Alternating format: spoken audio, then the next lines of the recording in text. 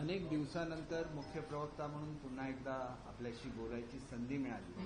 त्याच्याबद्दल मी स्वतःला भाग्यवान समजतो. एकनाथ शिंदे साहेबांचा निरोप आला की मुख्य प्रवक्त्याने आठवड्यातून किमान 3 वेळा तरी पत्रकार परिषद घेतली पाहिजे आणि त्याच्यामुळे काही कौटुंबिक अडचणीमुळे मी मध्यंतरी उपलब्ध नव्हतो आणि अर्थात शिंदे साहेबांवर सर्वच लोक एवढं प्रेम करतात की त्यांचा एक निरोप हा पुरेसा असतो.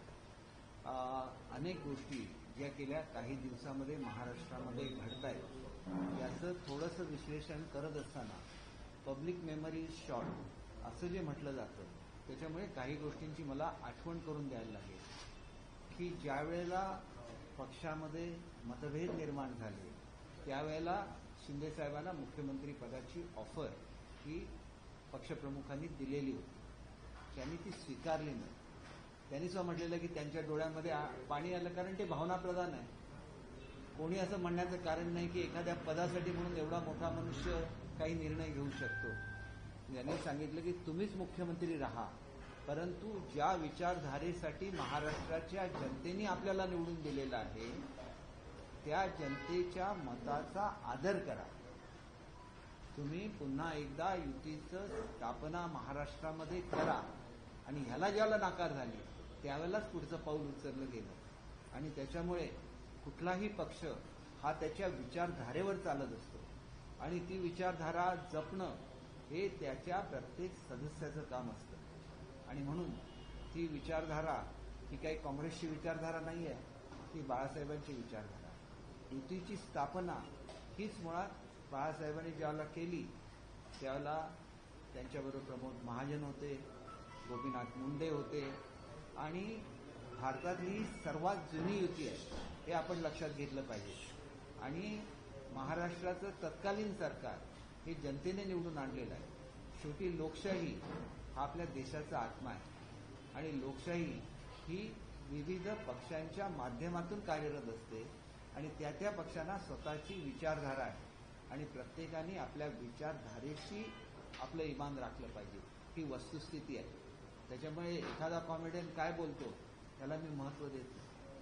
कायदेशीर प्रक्रिया सुरू झालेली आहे त्याला अनेक लोक मीडियाच्या माध्यमातून ते सोशल मीडियाच्या माध्यमातून येतात आणि हक्कभंगाबद्दल सांगायला लागतात.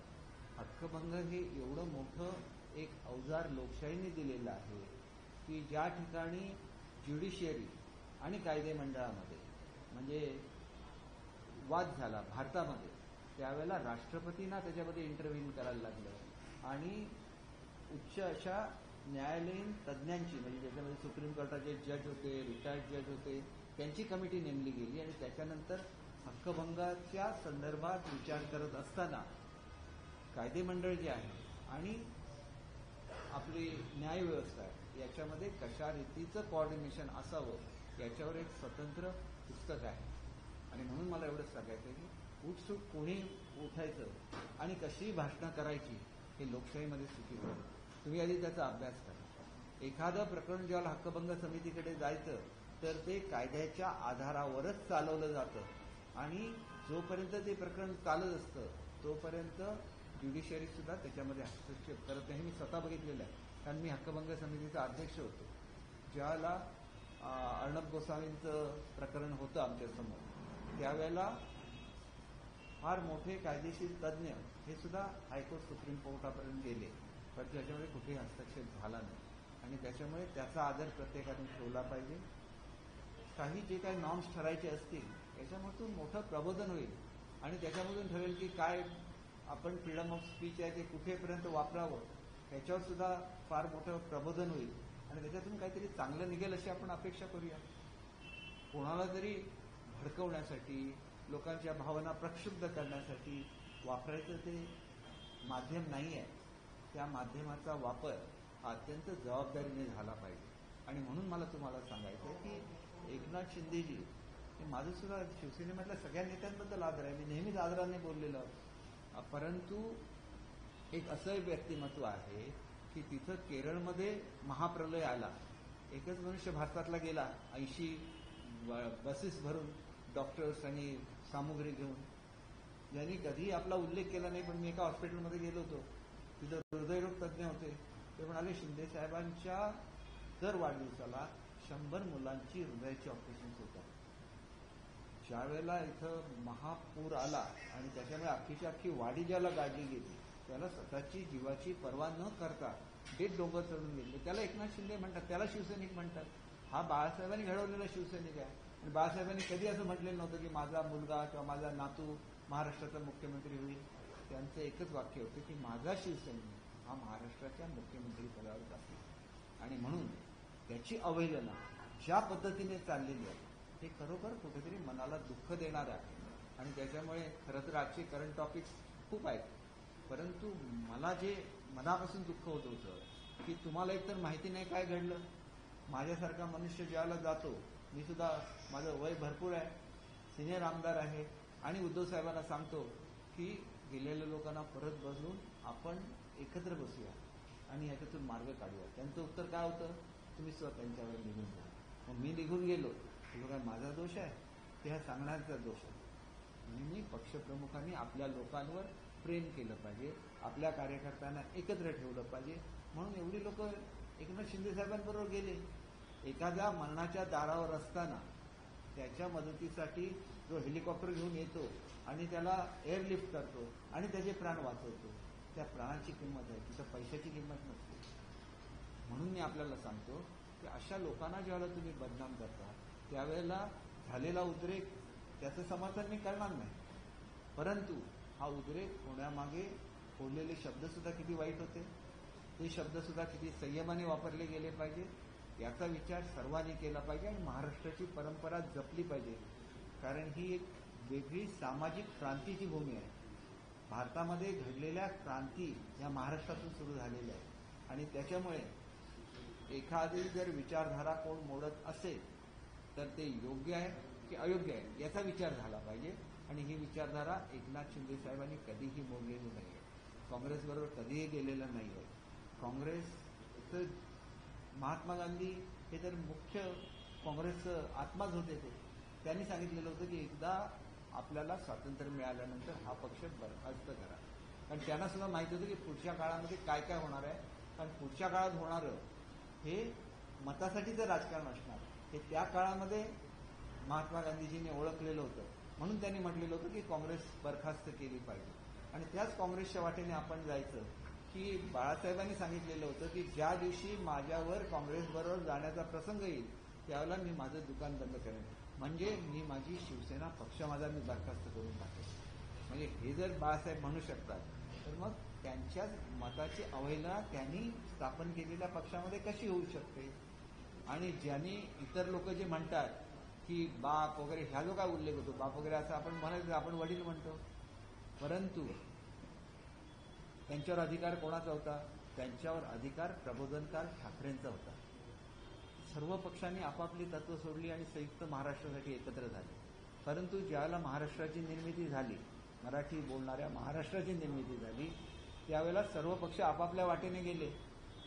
याची जाणीव फक्त प्रबोधनकारांना होते. आणि म्हणून त्यांनी सांगितलं की माझं बाळ मी आज महाराष्ट्राच्या झोळीमध्ये टाकलेलं आहे. याचा अर्थ काय होतो की बाळासाहेब महाराष्ट्राचे झाले, ते कुठल्या कुटुंबाचे राहिले नाहीत, ते अख्ख्या महाराष्ट्राचे झाले. मग त्याचा अवमान आपण आपल्या बोलण्यातून करायचा का, आपल्या वाक्यातून करायचा का, हा सगळा प्रश्न असतो. त्याच्यामुळे त्याच्यात अधिक खोलात मी जात नाही. माझं म्हणणं असं आहे की आता हे प्रकरण हे विधिमंडळासमोर गेलेलं आहे. विधिमंडळाने निर्णय द्यायचा. कुठेही विधिमंडळाचं चुकीचं वाटत असेल त्यांना न्यायालयाची दारं उघडी आहेत आणि याच्यामधून जे काही विचार प्रबोधन होईल त्याच्यामधून ठरेल. पण या छोट्याशा गोष्टीचा वापर करून अनेक लोक त्याच शब्दाचा पुन्हा पुन्हा उपचार करून महाराष्ट्रामधलं वातावरण बिघडवण्याचा प्रयत्न करतायत. हे एक षडयंत्र आहे, हे मी महाराष्ट्राच्या जनतेला सांगू इच्छितो. आमच्या पक्षाच्या माध्यमातून त्याची नोंद प्रत्येकाने घेतली पाहिजे. आणि हा सुद्धा तुम्हाला याच्यापैकी कुठल्याही पूर्वी घडलेल्या घटना सांगायच्या असतील, प्रत्येक घटनेचा मी स्वतः साक्षीदार आहे, मी सगळं सांगू शकेन. वक्फ बोर्डाच्या संदर्भातला जो विषय आज चालू आहे याच्यामध्ये आमच्या पक्षाची भूमिका स्पष्ट आहे. आम्ही कुठल्याही परिस्थितीमध्ये वेगवेगळ्या धर्मांमध्ये भेदभाव करत नाही. जो गरीबातला गरीब मनुष्य आहे, शेवटी वक्फ बोर्ड हे असेट मॅनेजमेंटसाठी तयार केलेली एक यंत्रणा आहे. कारण खूप मोठे ज्याला असेट्स असतात त्याला त्याचं परफेक्ट मॅनेजमेंट झालं पाहिजे आणि त्याच्यामधून क्रिएट केलेला पैसा हा त्या समाजातलं शिक्षण असेल, त्या समाजामध्ये वेगवेगळी समाजोपयोगी किंवा त्या व्यक्तींना योग्य अशी कल्याणकारी कामं करायची असतील तर त्याच्यासाठी वापरला गेला पाहिजे. आणि ह्याच्यावर कधी महिलांना प्रतिनिधित्व मिळालं नव्हतं. जो दुर्लक्षित समाज आहे त्याच्यावर कधी प्रतिनिधित्व मिळालं नव्हतं. आणि कालच उत्तर देत असताना स्वतः गृहमंत्र्यांनी सांगितलं की त्याच्यावर इतर धर्माचा कोण जाणारच नाही, एवढं क्लिअर आहे. परंतु त्याच्यामधले जे दुर्लक्षित समाज आहेत त्यांना तरी तिथे रिप्रेझेंटेशन मिळू शकतं. आणि म्हणून हा एक चांगला निर्णय अनेक वर्षांनी झालेला आहे की या ज्या काही भारतातल्या आपण जर आपलं डिफेन्स आणि रेल्वे ही 2 डिपार्टमेंट सोडली तर त्याच्या खालोखाल सगळ्यात जास्त असेट्स या बोर्डाचे आहेत आणि त्याचा वापर हा मुस्लिम समाजाच्या हितासाठी करण्याच्या दृष्टीने हे विधेयक आहे. त्याच्यामुळे त्याच्याकडे त्या दृष्टीने बघितलं पाहिजे. आम्ही समान न्याय सर्वांना देतो. एकपत्नी हे जे काय आपल्यासाठी कंपल्सरी आहे आपण ते स्वीकारलंच ना. तो ज्याला कायदा झाला त्याला हिंदू धर्माने तो स्वीकारला. तसंच मुस्लिम याच्यामध्ये जी तलाक देण्याची पद्धत होती ज्याच्यामध्ये महिलांवर अन्याय होत होता त्याला सुप्रीम कोर्टाने त्याच्यावर निकाल दिलेला होता. परंतु त्या काळामध्ये राजीव गांधी पंतप्रधान होते, त्यांनी सुप्रीम कोर्टाचा तो निकाल मानला नाही. म्हणून मोदी साहेबांनी शेवटी त्या महिलांना न्याय दिला आणि आज सुद्धा महिलांना न्याय देत आहेत. 2 महिला या एवढ्या मोठ्या बोर्डवर येणं हा एक महिलांचा सन्मान आहे. ह्या सुद्धा गोष्टीची प्रत्येकाने जाणीव केली.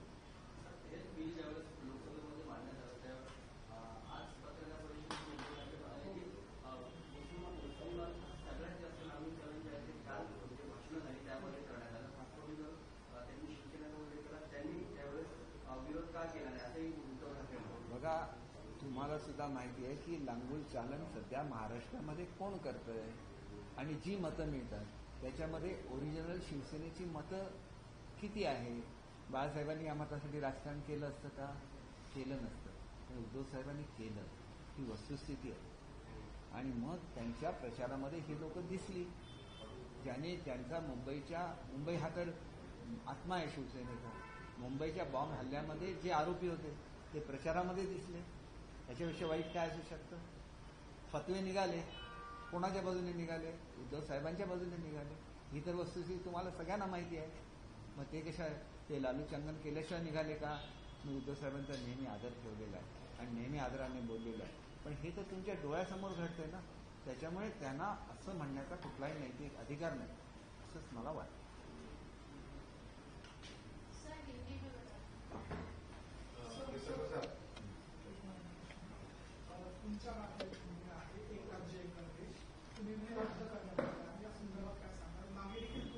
एक गोष्ट अशी आहे की मी या संदर्भात विद्यमान शिक्षण मंत्री महोदयांना निरोप दिलेला होता की जे अनेक चांगले निर्णय आहेत ते कृपया बदलू नका.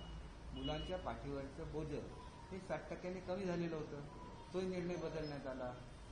एक राज्य एक गणवेश ह्याच्यामागे एक तत्व होतं की आपल्याकडे डिग्निटी ऑफ लेबर ह्याच्याकडे आपण फार दुर्लक्ष करतो.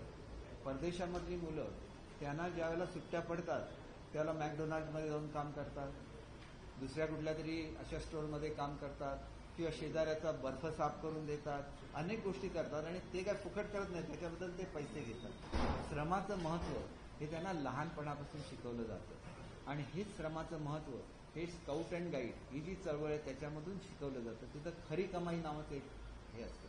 ती मुलं जाऊन दुसऱ्यांच्या घरी छोटी छोटी कामं करून देतात आणि ती आलेली खरी कमाई ही त्यांच्या पुस्तकावर जमा होते. तर त्या स्काउट अँड गाईडचा ड्रेस हाच महाराष्ट्राचा ड्रेस करण्यात आला होता आणि गरीब मुलांना वेगळा स्काउटचा ड्रेस घ्यायला परवडत नाही. फक्त त्याच्यावर कॅप आणि स्कार्फ दिली तर तो स्काउटचा ड्रेस बनला असता. आणि स्काउटमध्ये सगळ्यात जास्त संख्या ही महाराष्ट्रातल्या मुलांची. म्हणून अनेक जे निर्णय असतात, जो पुस्तकाचं ओझं कमी करत असतानाच गरीब मुलांना वह्यांची पानंसुद्धा मोफत मिळत होती. त्याच्यामुळे ह्या गोष्टी त्यांनी पहिल्यांदाच हे डिपार्टमेंट सांभाळलं. मी याचा खूप अभ्यास केला आणि त्याच्यानंतर सुरुवातीच्या 1 वर्षामध्ये खूप अभ्यास केला आणि 1.5 वर्षामध्ये धडाधड निर्णय घेतले आणि ते निर्णय सर्वांच्या हिताचे होते. आणि त्याच्यामुळे एक गोष्ट लक्षात घेतली पाहिजे की नवीनच डिपार्टमेंट आल्यानंतर कदाचित जे कोणी त्यावेळेला समोर आणतात हे खरं वाटतं, परंतु याच्यावर चर्चा निश्चितपणे झालं पाहिजे. आणि मुलांच्या हिताचं जे आहे, मिड डे मीलमध्ये सुद्धा 3 कोर्स मील हे मी सुरू केलेलं होतं. एक स्टार्टर किंवा त्या ठिकाणी सॅलड, त्याच्यानंतर एखादी पुलाव किंवा तत्सम पदार्थ आणि एक गोड पदार्थ. कारण एकाच तऱ्हेचा पदार्थ दिला तर तेवढं भात ते खाऊ शकत नाहीत मुलं. मुलांसाठी ते इंटरेस्टिंग बनवलं पाहिजे. आणि तसंच एक दुसरा प्रयोग महाराष्ट्रामध्ये होणार होता, आता मला पुढे झाला की नाही माहिती नाही, कारण मी यामध्ये विशेष लक्ष देत नाही, की प्रत्येक मुलाचं ऑब्झर्वेशन करून त्याच्या प्रगतीचं एक आलेख बनला पाहिजे. आणि दुसरा एक मी निर्णय घेतला होता की ज्या शिक्षकांना, शेवटी मुलं स्वतःहून शिकत नाही, ज्या शिक्षकांना शिकवता येत नाही, कारण एकदा कधीतरी BEd DEd झालेले असतात, त्यांना पुन्हा एकदा सरकारच्या खर्चाने जर असं आढळला कोण शिक्षक हे चांगले असतात, पण तसा कोण आढळला तर त्याला सरकारच्या यांनी 6 महिने फुल पगाराने शिक्षण द्यावं. तरी पण शिकवण्यामध्ये इम्प्रूव्हमेंट नाही झाली, 50% पगारावर करावं, आणि तरी इम्प्रूव्हमेंट नाही झालं तर तो शिक्षक शेवटी मुलांना शिकवण्यासाठी आहे.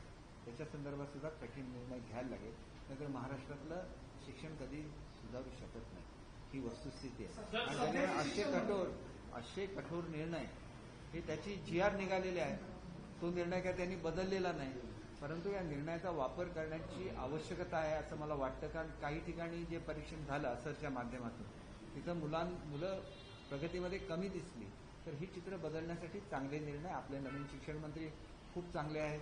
मला अनेक वेळेला त्यांनी फोन केला, आपण एकत्र बसूया, मी सगळे समजावून घेतो. दुर्दैवाने आमची ती मीटिंग होऊ शकली नाही, कारण मला सुद्धा काही कोकणातले प्रश्न होते आणि मी जास्त मध्यंतरी ब्राझीलला गेलो होतो. आमच्याकडे काजूचं बोंड फेकून दिलं जातं, आणि या काजू बोंडाची, फेकून दिलेल्या काजू बोंडाची व्हॅल्यू ही जवळजवळ 3,000 कोटी रुपये. आपल्याला शेतकऱ्यांसाठी काम करायलाच लागतं.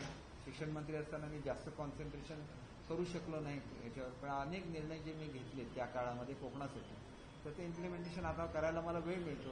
आणि म्हणूनच मी इथे येऊ शकलो नव्हतो, आता येऊ शकलो, त्याच्यामुळे तुमच्याशी संवाद साधता येतो.